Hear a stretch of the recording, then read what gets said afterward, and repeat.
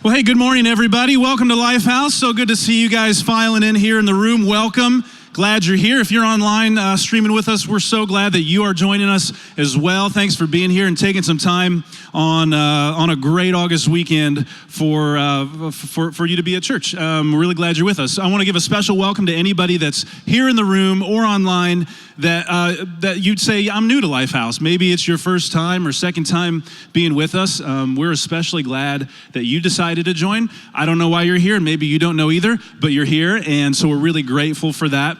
If you are interested in connecting with us, you've been here a couple times, and you want to say, yeah, I want you guys to know I'm here. I want to learn some more about Lifehouse, what some next steps might be. For me, we'd love to connect with you. The easiest way to do that, if you're in the building, you can just stop by the guest services desk out in the lobby, and they'll hook you up with some information. Or if you're online or you got your phone, you can just text the word new to the number on your screen. If you text the word new to the number on your screen, you can get that information. We'd love to get that to you and connect with you. We've got a great service, I think, today for you guys. We've got a couple songs. The band's got a couple songs for us. We, from time to time, if you've been around here, you know we use video teaching for our message. And last week, man, just heard some really great feedback. We had a speaker named April, and she was fantastic. This week, we have another fantastic speaker, also from the Atlanta area, from North Point Community Church, who's a partner church of ours. Andy Stanley's the lead pastor there, and we hear from him from time to time as well. But today, we get to hear from Clay Scroggins. Clay's got a really helpful message. He's going to be wrapping up this two-part series called The Last Resort, so that will be really helpful, hopefully, for all of us. And we've got something else really special in our service today. We have a baptism that we get to experience. We get to hear somebody's story about how Jesus has changed her life, and that's Lauren Black, and Lauren's in the room. She's over there. Can we give Lauren a round of applause? Lauren, you want to wave to everybody? Yeah. Lauren's here, and we're really excited for you to hear her story. And if you're not familiar with church, baptism it might be kind of a strange looking thing, but it's basically where people get dunked under the water, and it's just a way that Christians for thousands and thousands of years have been practicing this idea of going public with their faith. And so Lauren, just by doing that, gets to let everybody know that she is following Jesus. So that's really cool. When Lauren comes up out of the water, we love to just cheer her on, and so let's do that for her today. So we've got a great service, but we've got so much. Maybe you guys can relate. So much bad news in the world. Doesn't it feel that way? That we just have bad news all the time. If you watch your news channels, it's usually bad news. It just feels good to see some good news once in a while, doesn't it? And I saw this story Friday that I had to share with you guys. This is a story from the world of sports. We got any sports fans, people that really, you're a sports person, you watch SportsCenter every day, a couple of you, yeah. Does anybody hate sports? Anybody's like, I just don't care, I don't know, I don't want to know? Yeah, a couple of you out there. Yeah, it's all right, that's all right. The story that I want to share with you, you don't have to be a sports fan to, I think, appreciate this. So I love baseball, and this is a story from the baseball world. And there's a guy named Wynton Bernard, and he's a baseball player in the Colorado Rockies organization. And if you guys know anything about baseball, there's the major leagues, but then there's the minor leagues as well. And so it's where young guys, rookies play, kind of build up their skills. And then only a few, really only a few people actually make it up to the major leagues. Most guys that play in the minor leagues never get that call up to the majors. But Wynton is a guy he's 31 years old. He now played in the minor leagues for almost 11 seasons, so 11 years, 5 different teams, 5 different organizations. So 31 years old, having never made his major league debut, he's like a dinosaur in the baseball world. Truly, he's a dinosaur. And this past Friday, he got the call to go play in Major League Baseball with the Colorado Rockies. So it's a really special thing in and of itself. But what you need to know too, and I learned this, is that Wynton's dad, about 10 years ago, he was sick and he passed away. Wynton's mom had taken care of his dad through that sickness. And so when Wynton got the call to say he was going to the major leagues for the first time, the first person that he called was his mom, all right? And it's always an emotional thing, but somebody captured a video of Wynton making this FaceTime call to his mom, And if you didn't see this, you got to see this. All right, so check out this reaction. I'm going to the major leagues.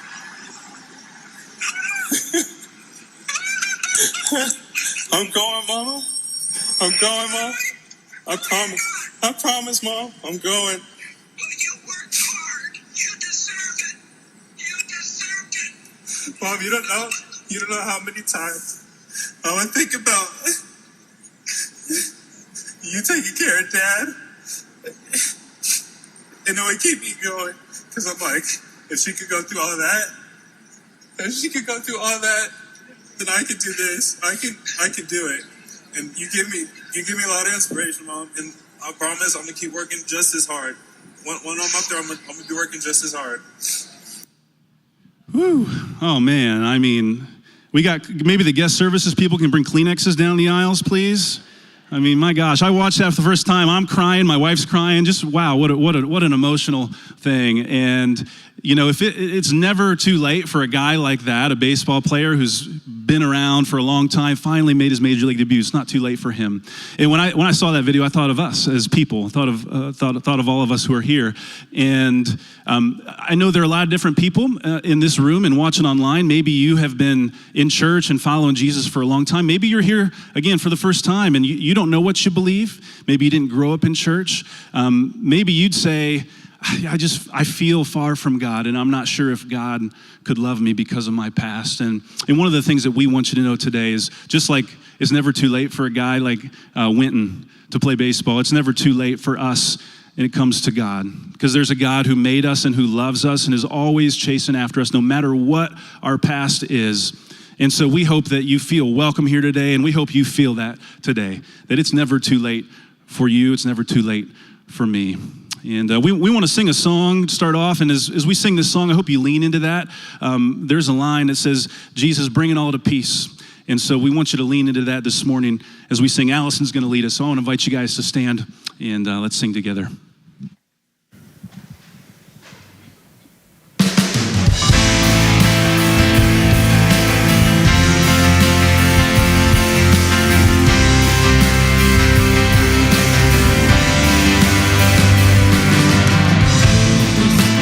Break at your name still.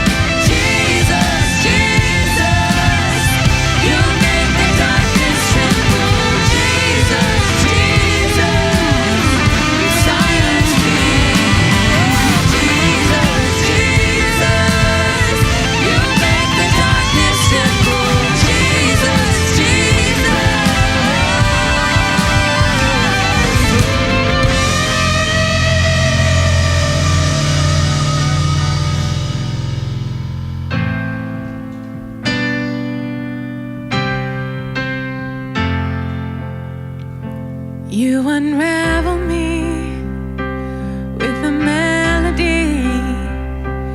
You surround me with a song of deliverance from my enemies, till all my fears are gone. I'm no longer a slave to fear.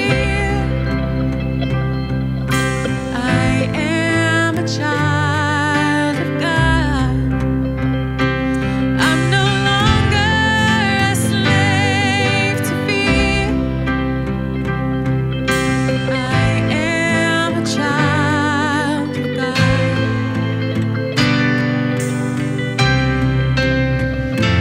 From my mother's womb, you have chosen me. God has called my name. I've been born again into a family. Your blood flows through my veins. I'm no longer a slave to fear. I am a child of God. I'm no longer a slave to fear. I am a child of God. I'm no longer a slave to fear. I am a child of God. I'm no longer a slave to fear. I am a child of God.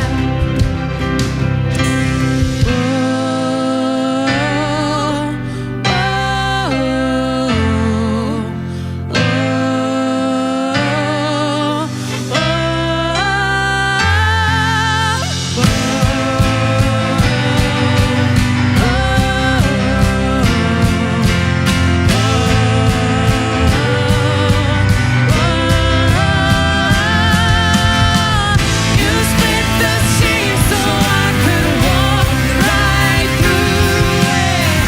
My fears are drowned in perfect love. You rescued me so I would stand and sing. I am a child of God. You split the sea so I could walk right through it. Drown my fears in perfect love. You rescued me so I would stand and sing. I am a child of God. I am a child of God. Yes, I am a child of God. I am a child of God.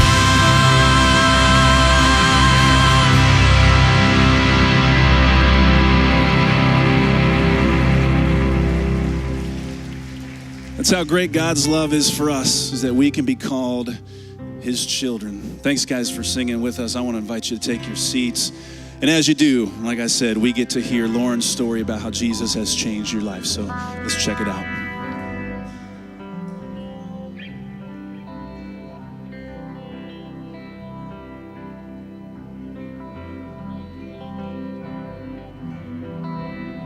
Hi, my name is Lauren, and my life before accepting Christ looked a lot like growing up in my grandma and grandpa's church, but never truly grasping the idea of Jesus, how he pursues us, or like how to have a relationship with him. In fact, for the longest time, my understanding of a relationship with God was that it had to be strict, formal, and all about following the 10 Commandments. So as a result, faith felt like such a chore that I completely turned away from God, believing that it'd be impossible for me to ever follow him. My idea of God really started to change once I began attending Lifehouse. I was invited by my aunt, Sarah Warden, and to attend a service. And I think in that service, they were covering like having a personal relationship with God. And I was kind of sitting there and I thought, that's different, like I've never heard that before. So this year's Big Stuff was probably my favorite part of summer.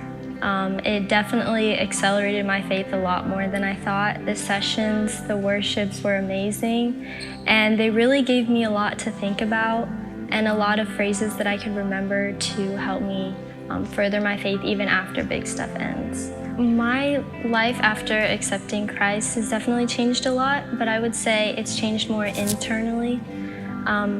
In response to like scary situations or the unknown, like doing this, I originally would be very, very nervous, but now deep down I feel like at peace with everything. Like I don't feel uneasy or unsettled by things that I don't know. Now I kind of just approach things open-minded and kind of just go for it, and I'm confident in myself and know that whatever happens, happens. And I just trust Jesus and his plan for me, and it makes me feel calm inside. So finding forgiveness in Jesus means to me that when I stray far from God, that I can always come back to him, and that even when I sin, that he will always forgive me no matter what, and that makes his grace and his endless forgiveness for us that much more valuable. Because it's nice knowing that I have a Father that loves me so much that even in my times of faithlessness, that I can always come back to him because he's steady and won't ever change. Throughout my faith journey, I've had incredible people supporting me along the way, specifically Ellie and Megan. They have always answered my endless questions and have encouraged me to pursue Jesus, even when I don't really understand what he's doing in my life. Lastly, I'd like to thank Lifehouse for introducing new concepts to me that I've never heard before, and also giving me the confidence in my faith that I really needed. And specifically, the concepts that have helped me have been having a personal relationship with Jesus, not confusing life seasons with God's steadiness, and letting what God has done in me be visible through me are concepts that have helped grow my faith more than anything. So I'm very thankful to Lifehouse for that. My name is Lauren, and I'm here today to let you know that Jesus Christ is my Lord and Savior.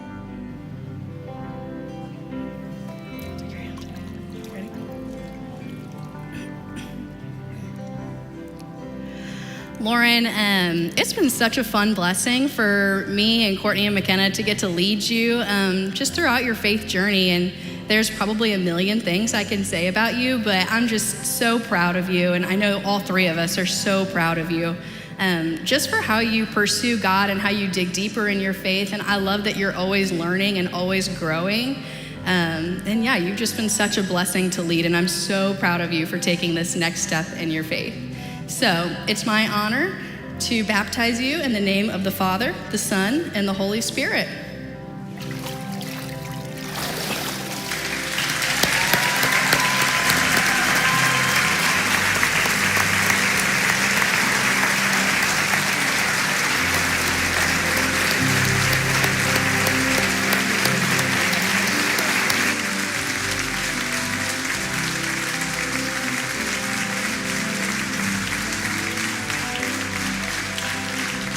Man, that's so good, so good.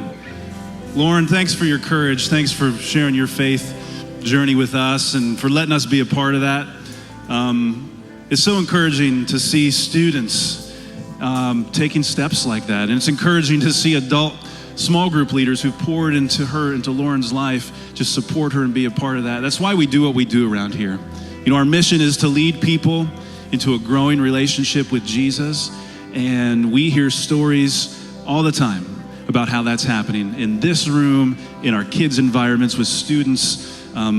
It's so awesome to be a part of a church that cares. And thank you guys so much for all of you who serve, and maybe you're a small group leader and you're invested in someone else like Lauren. Maybe you have an opportunity to do this down the road. But thank you for that.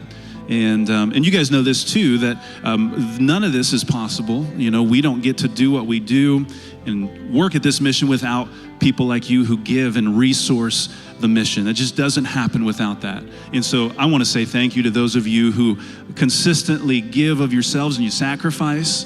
We're on hard times, but you still give and you sacrifice because you want to see people like Lauren take steps in her faith toward Jesus. So thank you so much for that. You can continue to give, and maybe you've never given in this way before.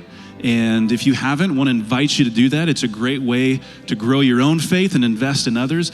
You can do that if you're in the building. We have giving boxes all over the building. And if you're not online, if you're not in the building, you just get your phones out and you can go to our website or app. You can give in that way. And all of it goes to seeing that incredible mission move forward in people's lives. So thank you guys so much for doing that so well. We're going to keep rolling with the rest of our service now. Like I said, Clay Scroggins, who is on staff at North Point in Atlanta, Georgia, is going to bring today's message. So I'm going to turn things over to Clay.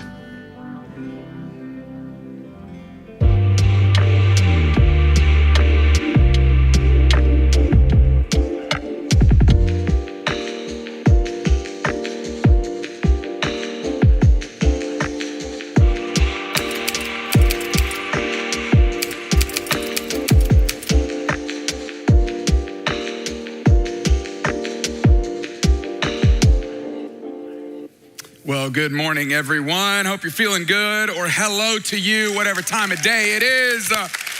It's good to see you. Good to see you. My name's Clay. For those of you who I haven't met, my name is still Clay, whether I've met you or not. So, but it is so good to see you. I know we got a lot of people in the West, a lot of people watching online. Thanks for being here today. Thanks for being with us today. A lot of partner churches, so many people to say hello to. It's so good to see you. I want to start with this little phrase, and I would love for you to fill in the blank here. Desperate times call for desperate measures. You said that so sarcastically. Desperate measures. What else you got? Give me something harder. Yeah, desperate times call for desperate measures. You know this phrase, right? I mean, this is you've said it. We use it in everyday conversation, right? The idea of this phrase, what this line really means, is that there are times where the circumstances are adverse. They're not going your way. You wouldn't have drawn it up this way. You're not necessarily wishing it would have happened this way. It is what it is. And so therefore, there are now actions that would have otherwise been deemed unacceptable that may actually become the best choice. They may actually become the thing that you actually do because the desperate times have called for them. When I was thinking about this little line, I thought about my own particular life. When was the last time I can remember my desperate situation allowing for these desperate measures? You've got your own story as well. Mine, the first one that came to my mind happened about 10 years ago. I was sitting at Cracker Barrel having breakfast.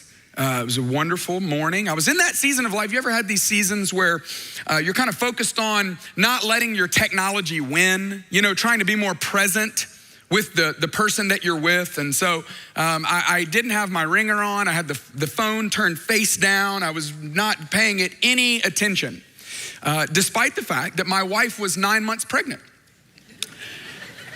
We had a child. At the time, we had a 2-year-old. So 2 years previous to this, we had a lovely little girl, and my wife was pregnant again. And the previous delivery was an induction. It was a scheduled induction. She was induced. Okay, now we've got all kinds of opinions about everything in the world. Some of you don't think favorably of inductions, and I can tell you the last thing I need right now is your judgment. So.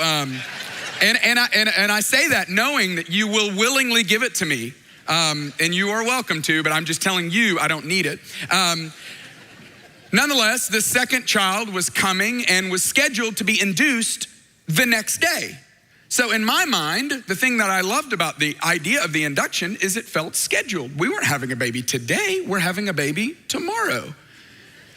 So I'm sitting there with this gentleman who was a previous professor of mine in graduate school. And my wife and I both were friends with him and took his class, and he was in town for something. And so we were getting together to have breakfast. I'm so glad to see this old friend, and we were catching up. We were in such deep conversation that, again, wasn't paying any attention to my phone. And I get into the parking lot after I'd said goodbye and look at my phone, and I had 17 missed phone calls from the love of my life. And I also had a series of text messages that I guess the best way to put it is they escalated in severity. They escalated in the level of threat as well. The first one said, "Hey babe, no big deal. Hope you're having a great morning. My water just broke." Next text said, "Hey, sure would be great if you could give me a call. Doesn't seem super serious, but it feels like we ought to go to the hospital." Next text, "Are you getting these?" Next text, all caps, "What are you doing?" And then the final text was, "Do you enjoy your life? If so, call me now." So I quickly, called her. I was like, "Hey, I rush home. She's standing outside on the street. She already had a neighbor come over to get our 2-year-old. She's standing there with her bag packed, tears running down her face, being like, "I thought I could depend on you." And I was like, "You should have known you couldn't depend on me. Like you should know that, I was like, no, oh my gosh, I'm so here for you in this moment." I broke every traffic law that there is to break on the way to the hospital. I was flying. I was zipping through, using, any area that you could fit a car on, I was like, this is meant for transportation. Stop signs were only an encouragement, red lights, they were just a suggestion. Anything and everything you could do to break the law, I was breaking. And I wish I could say it was for the health of our child. It was not. I wish I could say it was out of love for my wife. It was not. It was only for my own life. That is only why I broke the laws. And I honestly thought, okay, if my wife has this baby in this car, I don't feel like we'll stay married. And I'm pretty sure I won't be living past this incident. So I was really committed to getting there on time. We did. Everything turned out fine. But the situation, the desperate nature of the situation called for this way that would have otherwise been unacceptable that was now seemed, in my mind at least, acceptable. And you have situations like that, right? Where the desperation caused you to do things that you look back on and go, whoa, that was crazy. I want to talk about desperation today. I want to talk about what do we do in those seasons of life? We don't really like those desperate situations. Nobody today is going like, man, I wish I was in more of a desperate situation. No, they're not fun. We don't enjoy them. They're usually hard situations in life. They're usually difficult circumstances in life. But I want to specifically talk about not just desperation in life, but I want to talk about how does desperation fit into a relationship with God? And I recognize some of you have a relationship with God, and then there may be others of you that you're just not quite sure what you think about God. Maybe you're not quite sure what God thinks about you. Maybe you're just not quite sure what to do with faith, or whether or not you should even have faith in a God that would even allow the circumstances that would cause the desperation to rise. In fact, let me just ask this question. This is kind of it's a leveling question, because regardless of your religious beliefs, regardless of your religious background, whether you consider yourself a Christian or not, everyone has had a situation where they felt desperate for God. When was the last time you felt desperate with God? Can you think of that moment when you felt like, that situation where you're like, God, if you don't come through, I don't know what I'm gonna do.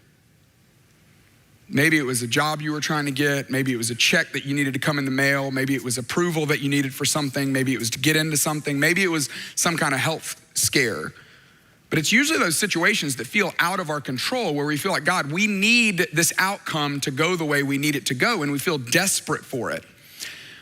What's even sometimes more challenging is not just the desperation we feel with God to move on our behalf, but sometimes we feel actually desperate for God. When was the last time you felt desperate for God?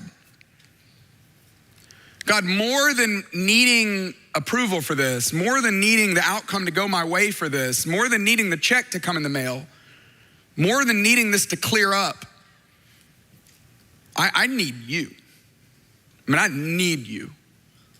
I need to know you're here. I need to know you got me. I need to know that I've got you.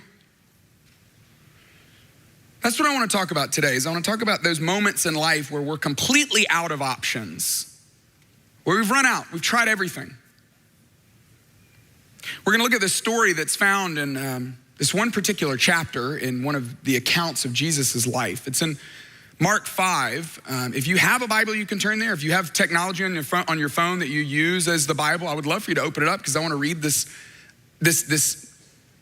account of this relationship that somebody had with Jesus, this interaction someone had with Jesus. In Mark 5, there's actually 3 of them.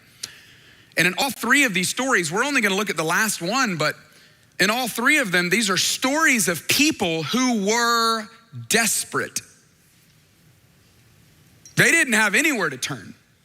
They didn't have anywhere to go.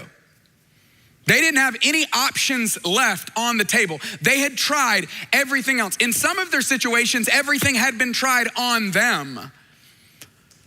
And in every one of these experiences, and every one of these instances, and every one of these interactions, it's showcasing the type of person that Jesus rescued then, and I believe the type of person Jesus still rescues today, even in the middle of our desperation. And my hope is that it's gonna be a little bit of maybe a map for us, a little bit of a pathway for us to know, what do I do with this desperation that I feel? The story that I wanna look at is about a guy who's a religious leader. I mean, this guy was buttoned up, this guy had it all together, and this guy had no doubt sought solutions that were beyond this world. He had tried every solution that was in this world, and he was now looking outside of his own world. And Jesus, in this interaction, no matter what you think about him or what you think he thinks about you or what you feel about him, here's the best news of the day, is that Jesus is going to prove more personal than ever, even to the one who knew religion, but knew that religion could not provide all that he needed religion to provide. And Jesus shows up and meets him personally and intimately. And that is great news, no matter what your background is today. And my hope is that maybe today, that if you're feeling that sense of desperation today, that this might inform the way you choose to approach God. I told you all of this is out of Mark 5, and we're gonna jump into the middle of the chapter. He had just had this experience with this man that they don't even tell us this man's name. We just know him as the demon-possessed man. How about that for a nickname, right? The demon-possessed man, and the story was Jesus took these demons and he cast the demons out and cast them. He looked around, it was as if he was going, where do I put these demons now? And he cast the demons into this herd of pigs, 2,000 of them, that then ran off the cliff. Bad day for bacon. Jesus, after he leaves that situation, he crosses a lake and he gets onto the other side of the lake, and that's where we're gonna pick up this particular day in the life of Jesus. This is Mark chapter 5, verse 21.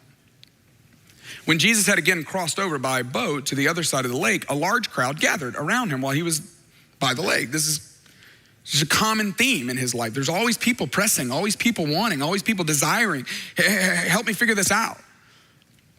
But for whatever reason, this one particular man, his name is Jairus, he gets chosen out of the crowd. He steps out of the crowd. He somehow gets Jesus' attention in the middle of the crowd. One of the synagogue leaders named Jairus came, and when he saw Jesus, he fell at his feet. He's just immediately begging Jesus, I've got a problem. And he was a synagogue leader. So here's what we would have known about this man. He probably wasn't a rabbi. So he wasn't on the pastor side. He wasn't on the helping people out, navigating their spiritual life side. He was on the operation side. You know, any ministry or any synagogue or any church, it's 51% ministry and 49% business. You know, you got people that work there that help figure out, okay, how do we train the people, and how do we hire the people, and how do we pay the people, and how do we order resources, and how do we make sure that everything's moving along so that people can have the experience we want them to have. And that was Jairus. And so he would have been a man who, he would have had a lot of respect in this community. People knew of him. He was a man of great stature, as we're gonna see later in the story. But he was someone who was facing a hopeless crisis. So hopeless that it drove him to his knees, begging with all earnestness that Jesus might intercede into his crisis and cure the problem that he was facing that he couldn't fix on his own. Here's his situation. He pleaded earnestly with Jesus. He said, my little daughter is dying. Please come, put your hands on her so that she will be healed and live. My little daughter's dying. I feel this personal connection to this story. Fortunately, my little daughter's not dying, but we're gonna learn in this story that his daughter was 12 years old. We have a 12-year-old daughter. So a couple months ago when I was reading through Mark with some friends, I got to this chapter and, just the reality of, oh my goodness, as much as I love our daughter, what if she was dying? What kind of desperation would I feel? And some of you have been there. Some of you know what it's like to lose a child. I'm looking at you right now, thinking about some of the services that I've been to with your kids, with your loved ones. You know what it's like to feel that sense of desperation. God, if you don't come through, I don't know what I'm gonna do.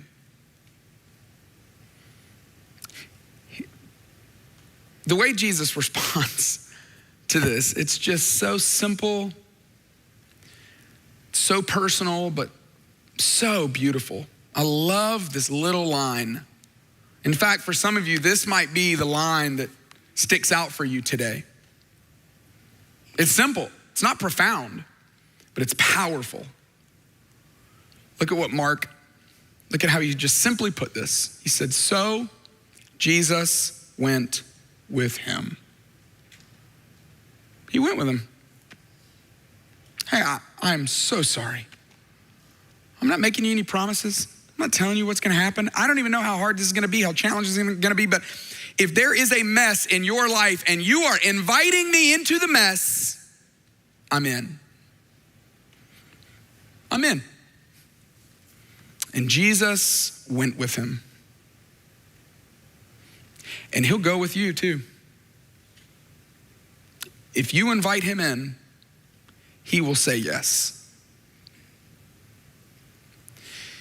And so this large crowd presses in, continues to press in around him. In fact, that's the very next line of this account. And Jesus has this other interaction with this woman. This woman who, just like the man who was possessed by a demon, this woman had her own situation. She had this medical issue that couldn't be healed. She had spent all of her life savings. She was an outcast. She had done everything to try to fix this, and she couldn't. She had been subject to bleeding for 12 years. If you haven't listened to the sermon that April Farmer preached at North Point, it would have been a couple of months ago. It's still on the podcast. It's still on the website. You have to go listen to it. Absolutely remarkable. And April talked all about this woman, talked about the desperation that this woman was feeling. And what's so interesting to me is that Mark tells us that Jairus' little daughter is 12 years old, and this woman had this medical condition for 12 years. And this is what's remarkable about the way God works, is that 12 years previous to this particular day, Jairus and his wife welcomed their new baby girl into the world. Hopefully it didn't take 17 missed phone calls for Jairus to wake up and pay attention that his daughter is about to be born. But in his case, it had to be the most joyful, thrilling occasion. And yet at the same time, 12 years previous to this day, this woman realized that she had this medical condition. Maybe she was thinking it was gonna get healed quickly. Maybe she was thinking it was a minor bump in the road. She probably had no idea that she was gonna suffer with it for 12 years. When their baby was born, they probably had no idea that 12 years later that she would be lying on her deathbed. But this is the way life works, that joy and suffering often run on parallel tracks. And in both cases, it escalated, it moved to a moment where God was going to prove how powerful he actually is. But this interlude in the story of Jairus it had to bother Jairus. It had to drive him crazy, right? I mean, you know what it's like to have to wait. When's the last time you waited on something? Do you realize we don't wait on anything anymore? I was in the bank the other day. I had to wait for like 3 minutes and I about lost it. I was like, how have you not automated this? Why can't the app do it? This is absurd. I'm sure they were like, sir, it's been 3 minutes. I'm like, I haven't waited 3 minutes in years. What are you doing? I mean, have you been through a drive-through lately where they took forever and you're just like, get it together? Good grief. Do you not know how the world works? Like, you just can't do this anymore. We don't wait. Okay, so fortunately, hopefully, Jairus had a little more patience, than we have these days, We're the society that burns our mouths on Hot Pockets, right? Like we can't even wait, like it's so good. But in Jairus's case, hopefully he's over there, able to be patient a little bit, able to wait, But I'm sure after a while he was like, okay, lady, all right, sorry about your bleeding, okay? It's gotta be rough for you. My daughter's about to die, all right? Can we hurry this up? Jesus, can you wrap it up? Like, I know you're being all kind and gracious and compassionate and stuff, but can you tell her to take a ticket? There's a system here. Like, can you tell her, like, you'll get back to her, get her number and call her later? I don't know. But we were moving to something and things have slowed down. Have you ever been waiting on God? Whew, man, waiting on God. It's agonizing. So you're like, God, it's gonna be too late. Like, do you know what you're doing? Like, we don't have time. We do not have time for this. And then the worst news came. As he's waiting, while Jesus was still speaking, some people came from the house of Jairus, the synagogue leader, and they said to him, Jairus, your daughter's dead. I'm so sorry. We just got the news. We came straight from your house. I don't know what your plan was and what you were trying to do with Jesus, and I know you had a lot of hope that maybe that might help, but she's already dead. I'm so sorry.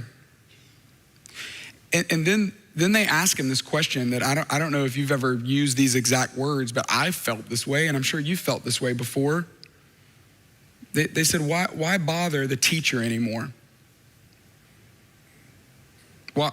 Why would you bother? Like, we get you were bothering him when there was an option because you wanted him to help, but now there's no option, so why would you still bother him?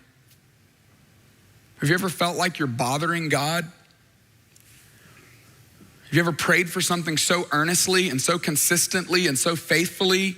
Maybe even it was already over. Maybe the paper had been signed. Maybe the deal had been done. Maybe it had already closed. Maybe you had already lost it. It didn't happen. But you felt compelled to still ask him, God, come on.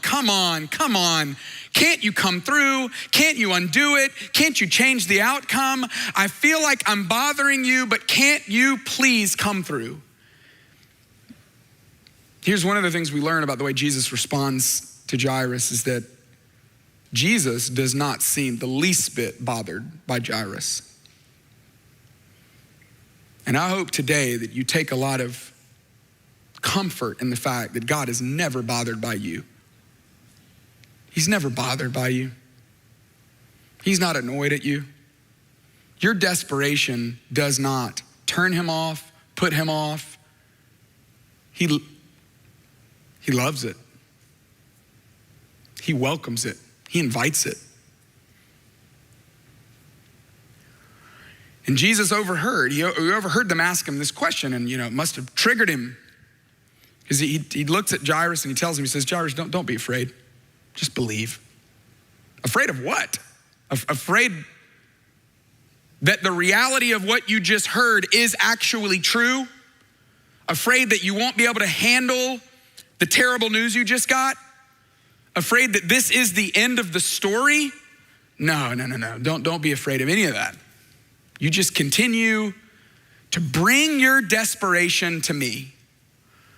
And then he gives us this little tidbit, which we don't have enough time to even explain it or dive into it or even understand it, but Jesus did not let anyone follow him except Peter, James, and John, the brother of James. And there's a number of reasons why that might have been happening, why he might have said, okay, I can't take all these other people, but he took the crowd and he slimmed it down to these 3 people that he knew believed deeply in what he could do, that had left everything to follow him. He takes these 3 people. There has to be something there that matters or something there that means something. But when they came to the home of the synagogue leader, he saw all the commotion with the people crying and wailing loudly. And there's a lot of historical context to this. People would actually pay people. They would hire people to come and mourn whenever you lost something or someone. And this really tells us 2 things. It tells us, number 1, that Jairus was a man of wealth, that he had wealth and stature in this community because he was able to gather a crowd of wailers and yellers and screamers and criers and people mourning the loss of his daughter. But it not only tells us the wealth and stature of a human, but it also tells us how deep the loss was. That they were obviously just completely heartbroken, devastated, just wrecked over the loss of their daughter, of course. But Jesus goes in and asks this question that throws everyone off. He goes in and says to them, why all this commotion and wailing? The child's not dead, the child's just asleep. Now, this was a euphemism. There are times when they use sleep as a euphemism for death. And at the same time, Jesus uses them interchangeably, like he's speaking to the future reality of what his resurrection is going to actually bring. That in the same way that when you go to sleep, you wake up the next day, that in this life, we're gonna go to sleep and wake up in the next life fully healed and fully resurrected and fully without any blemish or pain or any evil or any tears. But surely everyone in this moment, they didn't know that. They couldn't get all that. And so the haters, well, they do what haters do, right? I mean, what do haters do? They hate. That's what haters gonna do, right? And so the haters were there, and the haters, look at what they do. They laugh at him. They mock him. In the presence of the Almighty, not a square inch anywhere on the planet, anywhere in the universe that he does not rule. All dominion and authority has been given to him. He's able to do anything, and they laugh at him. They mock him. And so he puts them all out. He's like, I ain't got time for this. Y'all out, all of you, out. He puts them all out. And he took the child's father and mother and the disciples who were with him, and he went in where the child was. So just picture this if you can. I mean, this is hard to experience the depth of this pain, but you can imagine Jesus takes the father, takes the mother, and he goes into where this girl is. There she is, laying there, lifeless, breathless. I'm sure Peter, James, and John were like, what are we doing in here? Like, we don't know these people. Like, this feels very personal, very intimate. So they probably like hung on the back wall. The father, Jairus, the mother, they probably just broke down again. It was the first time that at least Jairus had seen his daughter who was dead. And Jesus, as we're about to learn, kneels down, and I just imagine him getting eye level with this little girl, and he grabs her hand and he holds her hand and looks at her, and with all compassion and all command, he tells her something. Here's what Mark tells us, that he took her by the hand and he said to her, Talitha cum. Fortunately, Mark translates this for us, which means, little girl, I say to you, get up. You don't speak Aramaic. I don't either. But if you say it confident enough, people think you do, you know? I don't even know if that's how this is pronounced. I'm gonna go with it, but I don't really know. But what we do know is that it means, little girl, get up. And it doesn't just mean like, what's up, girl, like friend. No, it's like a tender designation for someone that you love, like a father would say to a little girl, like a grandpa would say to his granddaughter. I mean, just imagine this dad is standing there, and as Jesus speaks these words, Talitha, cum, he probably had this flood of memories coming back of all the times he would have said that to his own daughter. She's 1 year old and she's learning to walk, and her little legs are wobbly like a little deer standing up, trying to figure out how to walk. And she takes a step or two and then she falls, as 1 year olds are prone to do. And the dad probably looks at her with so much compassion, but so much authority, and says, Talitha, cum, come on, you got this, stand up. Or maybe she's 5 or 6 and she's playing outside, and the dad's like doing some yard work, and he sees her, and one of the kids bumps her and she falls down. And maybe she's kind of hurt, and she's skinned up her knee, and the dad's trying to instill confidence, and he looks at her and says, Talitha, come on, cum, get up, you can do this. Or maybe, she's 12, so she's at that age where she's starting to sleep a little late, And so maybe it's like a Friday morning, and it's been a long week, and she's gonna be late for school, and he goes into her room and opens up the blinds and gets some light in there because she's about to miss the bus. And he's like, Talitha, cum, hustle up, come on. But it's loving, it's my little daughter. Tender, I love you, compassionate, but it's authoritative. It's an imperative. Get up, I say to you, get up. And this is Jesus. All the care in the world, all the compassion in the world, but all the command in the world. He says, I tell you, get up. And you know what happened? Immediately, the girl stood up and began to walk around. She was 12 years old. These parents, could you even fathom? They're overjoyed, elated. There's not an adjective to explain it.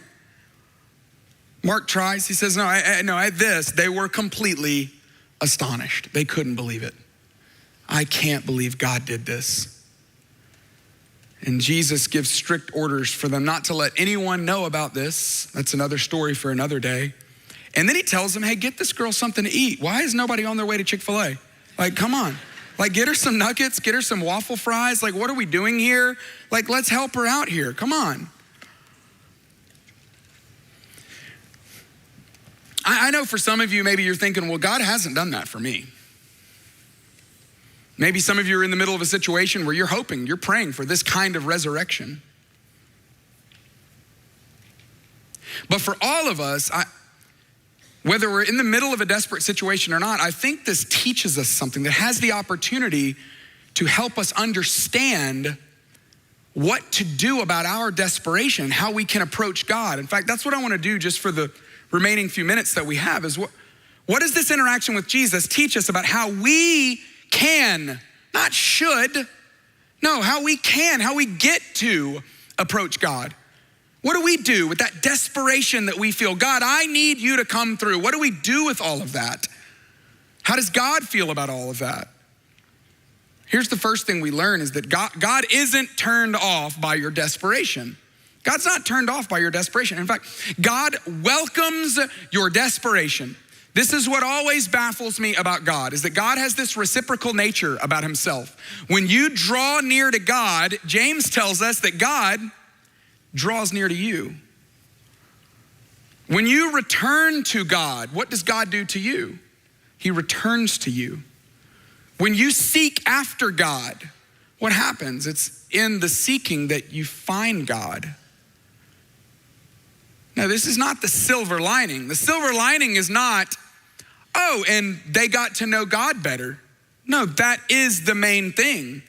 That the desperation, that God is not going, whoa, get it to God. I need a formal prayer. I need more these, more thous. You're approaching the throne of God. Be careful, you're on thin ice. No. He says, come on, bring it, all of it. The emotion, the anger, the feeling, the desperation, bring it all. He's not turned off by it.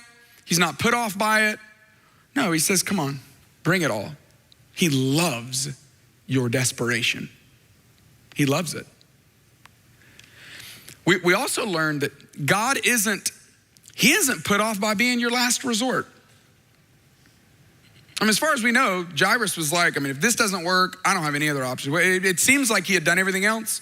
The bleeding woman, it seemed like she had done everything else. This demon-possessed man, it seemed like he had done everything else. And at their last resort, they're like, I guess I'll try God, you know. Some of you showed up today for that same reason. You've tried everything. You've tried it all, and it hasn't worked. So you're like, well, I guess I'll try God. See, as humans, we don't like that, right? Have you ever been invited somewhere, you know? It's like a dinner party, and you're like 12th on the list, but it's like the top 4 friends. And you're like, whoa, how did I get in that? And you kind of want to ask, but you don't want to know, you know? It's like a golf event, you know, it's a foursome, and you're like, I'm not even that good of friends with them, but like, it's the Masters, so what am I gonna do, you know? So like, this is crazy. And you want to ask, I'm just curious, how many other people did you call? Like 5, 7, 8, what was it, you know? I'm great, I'm in. Like, answer's yes, but I'm just curious, you know? Was I the last resort? Like, was I the last one? And see, that might bother us about someone, because we're humans, but God, he's not insecure. God's not put off by the fact that he's your last resort. He's not gonna be like, oh, did you already go to the doctor and that didn't work? Huh? Oh, you went to the chiropractor as well? Okay, did that do anything? Oh, the acupuncture as well. Okay, how did that go?